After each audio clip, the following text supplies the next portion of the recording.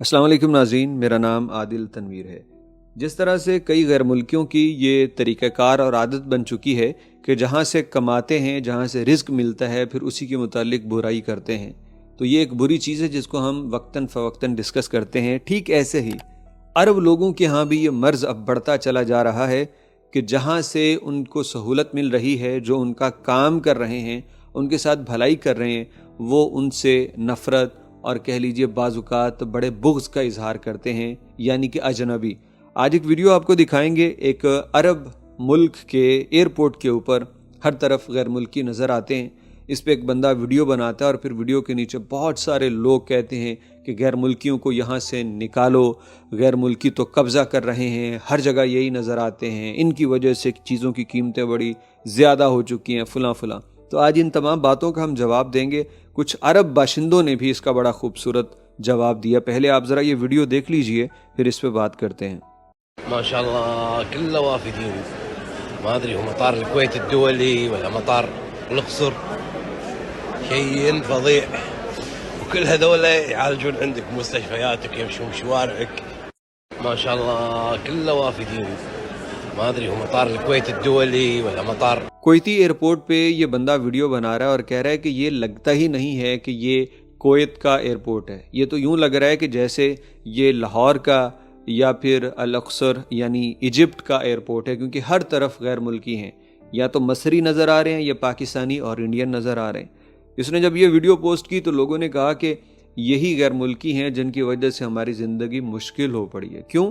क्योंकि यहाँ पे रहते हैं, डिमांड एंड सप्लाई का बड़ा फ़र्क आ जाता है। ये बहुत सारी चीज़ें ख़रीदते हैं तो हमें भी महंगी चीज़ें फिर ख़रीदनी पड़ती हैं क्योंकि उसके कस्टमर बहुत ज़्यादा हैं। अब और हर बंदे ने अपने अपने तरह की बातें कर रखी थी।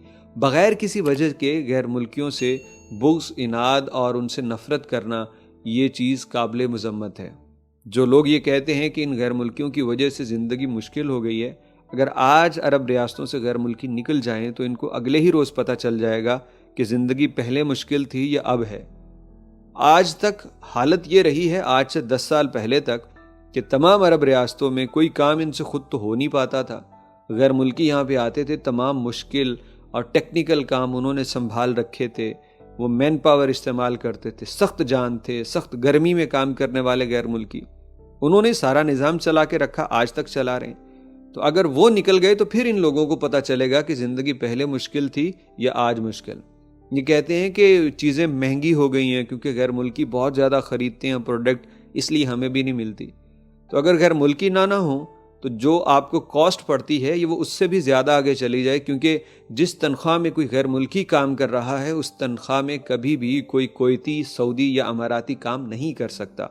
ये गैर मुल्की ही हैं जो कि महज 1500 2000 दिरहम या रियाल के ऊपर काम करते हैं, और दिनार तो बहुत महंगा है, दिनार तो उससे भी कम वो तनख्वाह लेते हैं। तो जिस सैलरी पे ये 10 घंटे, 8 घंटे, 12 घंटे काम करते हैं पूरा महीना, वो आपके मकामी शहरी नहीं करेंगे। अगर नहीं करेंगे तो फिर चीज़ों की कीमतें 4 गुना ज़्यादा बढ़ जाएंगी और फिर आपको पता चलेगा कि चीज़ें पहले महंगी थी या अब महंगी हैं। तो ये आजकल बड़ा एक ट्रेंड बना हुआ है अरबों के अंदर भी हर जगह ये कहना कि गैर मुल्की बहुत ज़्यादा हो गए हैं, ये कब्ज़ा कर लेंगे। तो भाई आपके इख्तियार में है, वीज़े बंद कर दो। आपको जो ज़रूरत नहीं है, आप जो सऊदीजेशन करते हो, सऊदीया के अंदर, कुवैत के अंदर इस तरह का प्रोजेक्ट लाते हो, तो पूरा ऐलान कर दो कि गैर मुल्कियों की ज़रूरत नहीं, लिहाजा हम बंद कर रहे हैं वीज़ा, और जो हैं उनको 1 साल में निकाल रहे हैं। तो पता चल जाए कि भाई आप तो अपने पाँव पे खुद खड़े हो चुके हो। हालत अपनी ये है कि वाक़तन गैर मुल्कियों के बगैर कोई मुल्क इनका चल नहीं सकता। तो आपकी भाई मजबूरी है।